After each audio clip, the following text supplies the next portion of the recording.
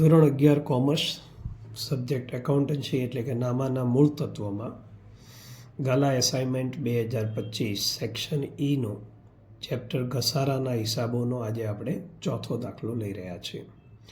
તારીખ 1/4/21ના રોજ એક યંત્રની ખરીદ કિંમત 75,000 રૂપિયા છે, જેને ગોઠવવાનો ખર્ચ 5,000 રૂપિયા થયો.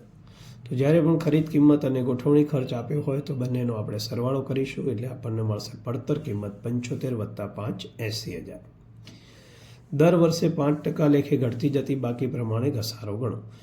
તો આ જ એસાઇનમેન્ટના અગાઉ આપણે 3 દાખલા જોયા, જે દરેકમાં સીધી લીટી હતી, જ્યારે આમાં ઘટતી જતી બાકીની પદ્ધતિ કીધી છે. સીધી લીટીમાં દર વર્ષે ઘસારો સરખો હોય એટલે આપણે એક જ વાર ઘસારો શોધ્યો હતો. આમાં દર વર્ષે ઘસારો અલગ હોય માટે પ્રથમ 3 વર્ષ સુધી ઘસારાની ગણતરી, તો એ ઘસારાની ગણતરીનું આપણે એક પત્રક બનાવીશું. ત્યારબાદ માગ્યું છે ઘસારા ખાતું તૈયાર કરો.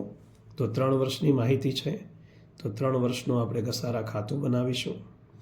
પ્રથમ વર્ષે વાર્ષિક હિસાબોમાં એની અસર કીધું છે, તો 1 વર્ષની અંદર આપણે વાર્ષિક હિસાબમાં અસર એટલે પ્રથમ વર્ષે અસર આપીશું. તો વાર્ષિક હિસાબો માટે આપણે 2 ખાતા બનાવીશું, એક નફા નુકસાન ખાતું અને બીજું પાકું સરવૈયું. પેઢીનું હિસાબી વર્ષ 31 માર્ચે પૂરું થાય છે. શરૂ 1/4 અને પૂરું 31/3, એટલે દર વર્ષે આખા વર્ષનો ઘસારો ગણાશે.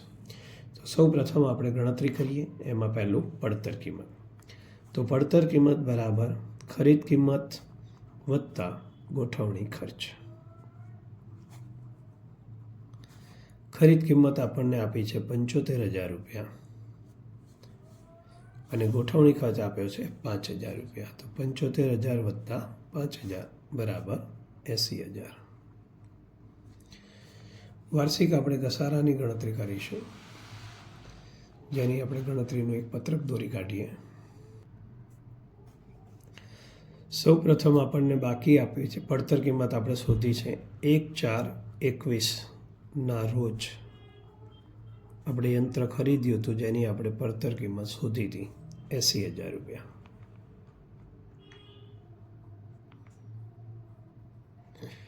ઘસારાનો દર 5% છે. દર વર્ષે આપણે 5% ઘસારો, તો પ્રથમ વર્ષ પૂરું થશે 31/3/22ના રોજ ઘસારો, તો 80,000 ગુણ્યા 5%, 4,000 રૂપિયા. 80માંથી 4 બાદ કરો એટલે 76,000 રૂપિયા. આ 76,000 1/4/22ના રોજ બાકી અથવા ચોપડે કિંમત. બીજું વર્ષ આપણું પૂરું થશે 31/3/23ના રોજ ઘસારો. ઘટતી જતી બાકી છે એટલે આપણે ચોપડે કિંમત ઉપર 76,000 ઉપર 5% લેખે 3,800 રૂપિયા ઘસારો. 76,000માંથી 3,800 બાદ કરીશું, 72,200 રૂપિયા, જે બાકી આવશે 1/4/23ના રોજ બાકી.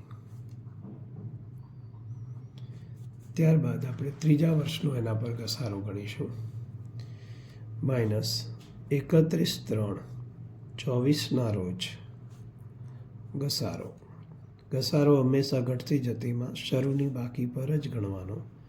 72,200 ગુણ્યા 5%, 3,610 રૂપિયા. બાદ બાકી 68,590 રૂપિયા. બાદ બાકી કેલ્ક્યુલેટરની છૂટ છે, આપણે કરી શકીએ છીએ. ત્યારબાદ જે બાકી આવી આપણે 3 વર્ષના જ હિસાબ છે, તો આપણે અહીંયા લખશું 31/3/24ના રોજ બાકી. આ યંત્ર આપણે વેચ્યું નથી, તો જો આપણે યંત્ર ખાતું બનાવીએ તો એની આખર બાકી આટલી આવવી જોઈએ. જો કે આ દાખલામાં યંત્ર ખાતું માગ્યું નથી, તો ઘસારા ખાતું માગ્યું છે અને વાર્ષિક હિસાબોમાં અસર માગી છે. તો આપણે હવે બનાવીશું ઘસારા ખાતું અને વાર્ષિક હિસાબોમાં. અહીં આપણું ઘસારા ખાતું દોરાઈ ગયું છે. આપણે અગાઉના 3 દાખલાઓમાં યંત્ર ખાતું બનાવ્યું, જેમાં આપણે યંત્ર ખાતામાં ઘસારો જમા બાજુ બનાવતા હતા બતાવતા હતા એની આમનો જ છે ઘસારા ખાતે ઉધાર તે યંત્ર ખાતે. તો ઘસારા ખાતે ઉધાર એટલે આપણે ઘસારા ખાતામાં ઉધાર બાજુ આપણું પ્રથમ વર્ષ પૂરું થાય છે 31/3/22. વિગતમાં લખાશે યંત્ર ખાતે.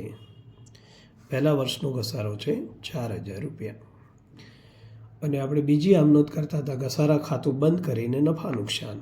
તો જમા બાજુ 31/3/22 તારીખ એની જ રહેશે. વિગતમાં લખાશે નફા નુકસાન ખાતે. રકમ એની જ 4,000. કોઈપણ ખાતામાં એક જ રકમ હોય તો સરવાળો મારવાનો સિમ્પલ નિયમ છે. નીચે ખાલી ડબલ લીટી કરી દો તો સરવાળો મારવાની જરૂર નથી. ત્યારબાદ બીજું વર્ષ એટલે 31/3/23ના રોજ બીજું વર્ષ પૂરું થાય. ફરી પાછું આ જ રીતે યંત્ર ખાતે. બીજા વર્ષનો ઘસારો આપણે પત્રક બનાવ્યું છે જેમાં જોઈ લેવાનું 3800 રૂપિયા છે. સામે જમા બાજુ 31/3/22. આ જ ઘસારો ક્યાં લઈ જઈશું આપણે? નફા નુકસાન ખાતે. એની જ રકમ 3800. બીજા વર્ષે યંત્ર ખાતું પૂરું થયું તો બંને બાજુ સરવાળો એટલે ડબલ લીટી 3800. ત્રીજું વર્ષ 31/3/24. ફરી એ જ રીતે યંત્ર ખાતે. ત્રીજા વર્ષનો ઘસારો 3,610 રૂપિયા આપણે પત્રકમાં જોતા રહેવાનું. આ ઘસારા ખાતું બંધ કરીને ક્યાં જશે? નફા નુકસાન ખાતે. જેની આમનોંધ આપણે કરેલી છે નફા નુકસાન ખાતે ઉધાર તે ઘસારા એટલે ઘસારા ખાતામાં જમા બાજુ 3610. હંમેશા યાદ રાખવાનું કે ઘસારા ખાતું દર વર્ષે બંધ જ થઈ જાય, એની કોઈ બાકી આવે નહીં. તો અહીંયા આપણું ઘસારા ખાતું પૂરું થયું. ત્યારબાદ આપણને કીધું છે વાર્ષિક હિસાબોમાં અસર. તો આપણે એના નીચે જ વાર્ષિક હિસાબોમાં અસર. તો વાર્ષિક હિસાબમાં અસર માટે આપણે કેટલા ખાતા દોરવા પડે? 2. તો વાર્ષિક હિસાબોમાં અસર એમાં આપણને એક જ વર્ષનો ડેટા માગ્યો છે. તો આપણે પ્રથમ વર્ષે પહેલાં કયું ખાતું બનાવીશું? નફા નુકસાન. તો નફા નુકસાનનું હેડિંગ કઈ રીતે લખાશે? 31/3/22ના રોજ પૂરા થતા વર્ષનું નફા નુકસાન ખાતું. વિગત રકમ. અને આપણે જાણીએ છીએ નફા નુકસાન ખાતામાં ખર્ચા ઉધાર થાય અને આવકો જમા. તો આ દાખલામાં ઘસારો એ આપણો શું કહેવાય? ખર્ચ. તો નફા નુકસાન ખાતામાં ઉધાર બાજુ ઘસારા ખાતે પ્રથમ વર્ષનું જ નફા નુકસાન છે તો પ્રથમ વર્ષનો જ ઘસારો લખીશું આપણે 4,000 રૂપિયા. બીજી કોઈ અસર આમાં આવશે નહીં.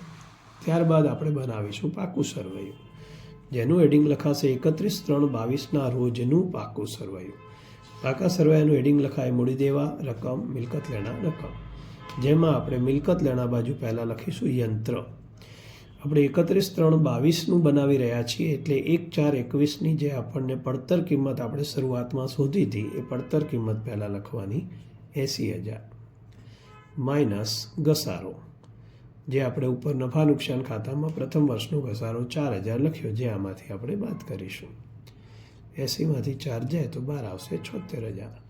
અહીંયા આપણને વાર્ષિક હિસાબમાં અસર કીધી છે એટલે બંનેમાંથી નફા નુકસાન હોય કે પાકું સરવૈયું કોઈનો પણ આપણે સરવાળો કરવાનો નથી.